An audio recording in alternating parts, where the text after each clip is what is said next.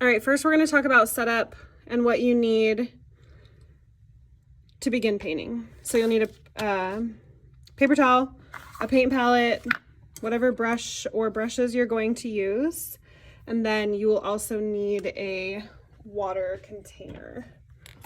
So you can use a jar or you can use a larger one if you're going to be sharing with anybody. When you go to put paint on your palette, you need to make sure that you don't fill these wells all the way full and that you don't take too much paint, because you can always add more paint, but you can't ever take paint away. So when you go to add paint to your wells, you're only going to be adding a tiny, tiny bit at a time. That is plenty of paint to last a while, and then if you need more, you can come back and get more. And the same for colors. You don't need a color in every single well. Just get what you know you're going to use for the day. So for setup, this is what you need. All right, now we're going to talk about cleanup. When you are done painting, you are going to come over to the drying rack, and you want to go to the bottom of the drying rack. That way you don't knock off anybody's paintings, and place your painting at the very bottom of the drying rack with your name and your class period both on your painting. So bottom of the drying rack as soon as you are done.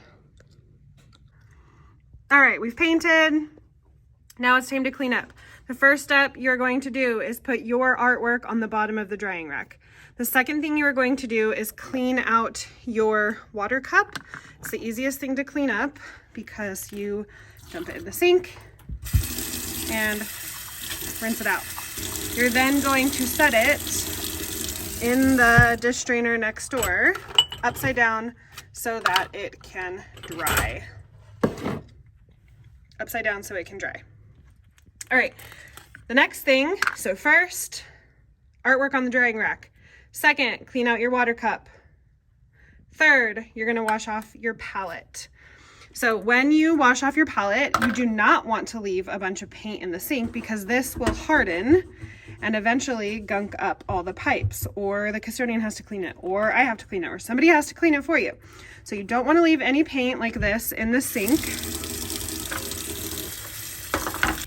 When you are cleaning out your palette, you want to use your hand to get all of the paint out of the palette completely, so that your palette looks like this. There should be zero paint left in your palette and zero paint left in the sink.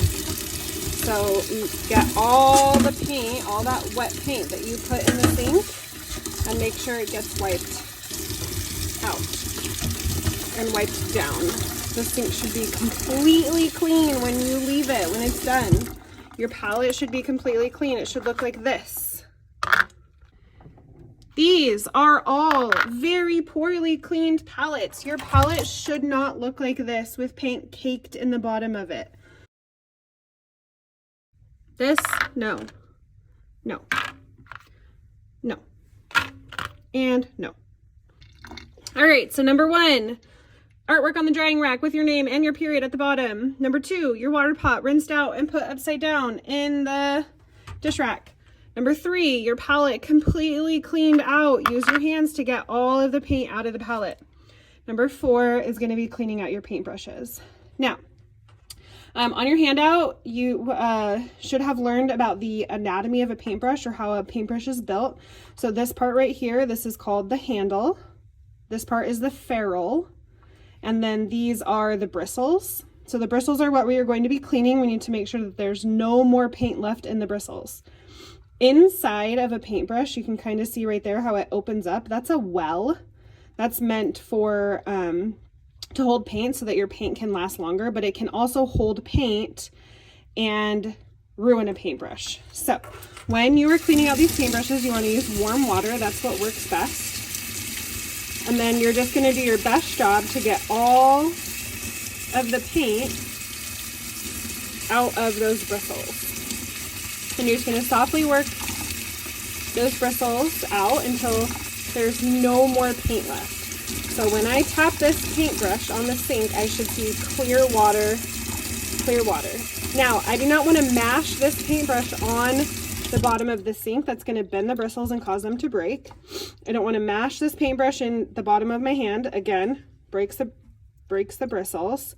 We're just going to gently push out any paint in the bristles. Once your paintbrush is completely clean and there is no paint left in the bristles and there is no paintbrush here near the ferrule, or these are called crimps, near the crimps, there's no more paint left. You're going to store it, brush bristles up. Okay, that's so that the bristles do not get bent or ruined. Okay, these are examples of poorly cleaned brushes. You can see that there's still paint in the tip of this brush. It is ruined. You cannot use it anymore because these bristles stick together.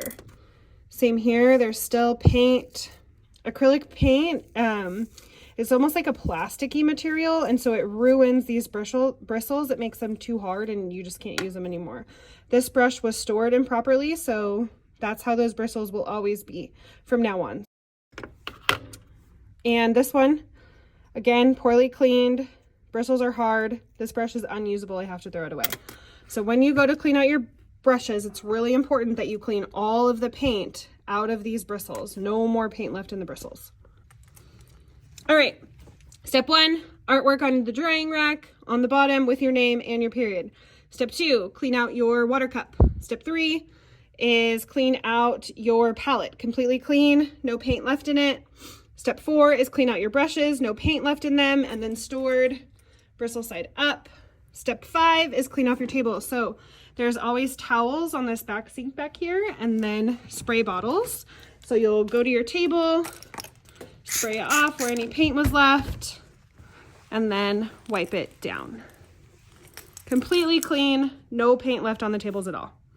Remember, nobody leaves until the entire classroom is clean.